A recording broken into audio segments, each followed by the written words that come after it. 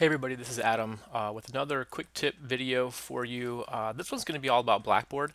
I think I'm going to start calling these videos my one take wonder videos. I'm going to do this all in one take, so if I stumble over my words or make a mistake, we're just going to roll with it and keep going. So here we go. You can see here I am in Blackboard, and I've already signed in and I've clicked into one of my courses, but I'm going to walk you through just some basic things you can do in Blackboard to start building some content. Here along the left hand side, and if you don't see this, here's another little trick for you. Sometimes that menu gets hidden, and if you bring your mouse over, you'll see this little arrow that will pop up, and when you click it, it brings it back. So good little tip there. So let's start building some really basic content, and I'm going to show you really three tools that you are going to use in Blackboard probably the most. So first thing we need to do is, you can see I've got some kind of sections or content areas listed over here on the left hand side. Let's make one of these, and all we do is click on this plus sign, click content area. We'll give this a name. So I'm going to call this video.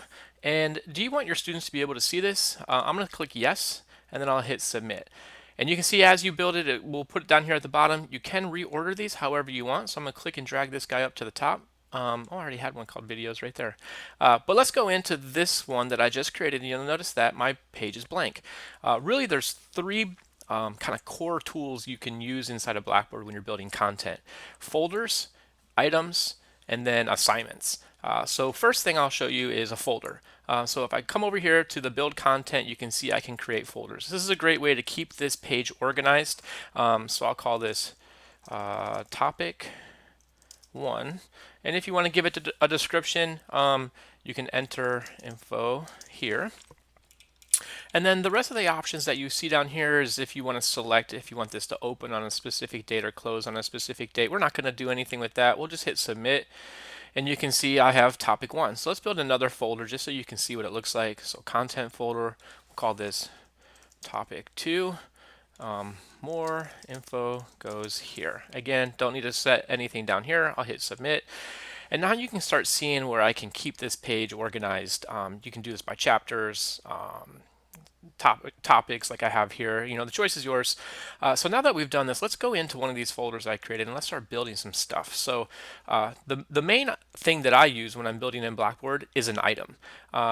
You'll see you have a lot of options here as far as if you want to add a file, a video link, lesson plans, modules, all kinds of different options you have here. But item is kind of my, I guess, Swiss Army knife inside of Blackboard. It kind of does everything for me. So I'll click on an item. And I'll call this, this is an item. Now you notice one of the options I had when I was there was I can attach a file. I actually prefer to do it here because I get more space to actually write about what I'm including in the link or in the file itself. So I could say, please click this file to view, download it. Right? And this can really be anything you want. So you'll see I have some options here, just some basic font. Another quick tip is if you don't see the option to add files or video links, it's these two buttons that you see right here will give you more options. So I'm going to click the insert a file button, browse my computer. Let's see, I have a lot of stuff on my desktop right now. So let's just do this Blackboard Courses PDF. I don't need to give any alternate text. I will leave it to select here for yes and open in a new window. That way I can stay logged into Blackboard on one screen, and when I click it, it will open this in another. I'll hit submit. And you can see that there's the PDF right there. You can add multiple files if you want. I'm going to leave that just as it is. And again, not going to play with any of these settings here. I'll hit submit. And that's what the item looks like. So you can do this a lot of different ways. It's a good way to add resources into your course, or just simple directions. You don't even need to put a link to anything or any kind of file. So that was folders. That was an item. And then the last one that you'll probably want to explore is an assignment. So it's something that a student needs to do and needs to submit back to you so that you can grade it or view it in Blackboard. And you'll find that underneath the assessments button here, and we'll click on assignment. So we'll give this a name. We'll call this assignment 1. Here's my directions. Please do this. Pretty tough, right? So the other thing is, if I want, I can attach a file to this. I'm not going to attach a file. I don't need to. Let's say that the assignment was actually that PDF that I put as an item just before I created this. So this is just kind of the Dropbox, or where they're going to submit their work when they're done. Let's give this a due date. So I want this to be due. We'll just pick a date. We'll say tomorrow. And here's another little a tip for you.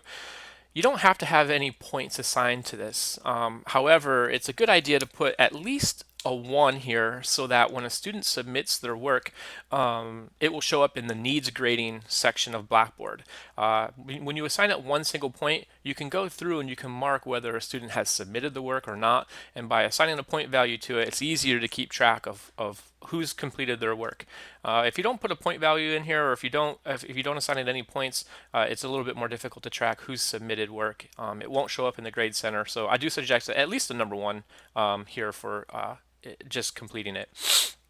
But that choice is yours. I'm going to not talk about the rubric right now. Another option is if you look at the submission details, we'll leave this as an individual. Another option teachers like to select is here where it says a single attempt. I may pick unlimited attempts. This way, if a student submits a PDF or a Word document and they discover it's the wrong one, by setting this to unlimited attempts, the student can go back and submit the correct assignment without you having to reopen the assignment on your side. Leave this as last graded attempt, so that way if a student submits it and you score it and then they submit it again and you score it again, it will keep the last score that you've entered. I'm not going to select any of these other options. I'm going to skip over grading option and the display of grades. That's really the basics of creating an assignment, is just giving your description here in this box. Also, don't forget the title, a due date, and then also how many points you want to assign to it. And then this option would be yours as far as number of attempts. You can leave it as unlimited. You can leave it as a single attempt. That's up to you. And we'll make it available, and I'll hit submit. And so what you'll see now is the 3 or 4 things, I guess, that I've showed you, kind of the basics of Blackboard. Is 1, creating a new content area so that you have you can organize your kind of menu over here on the left. Once you've done that, going and creating what we called folders, right? So it was build content, and it was content folders to kind of keep this space here organized. And then once you click into a folder, we talked about building an item, and being able to link any kind of files here that you need, and also your assignment right there. That's it. That's kind of the basics. Those are the 3 or 4 tools in Blackboard that I use the most, and I know a lot of other teachers use most often. So we hope this video was helpful. If you need any help in Blackboard, please just submit a help ticket. We're working through those as fast as we can, and we're here to support you. Thanks.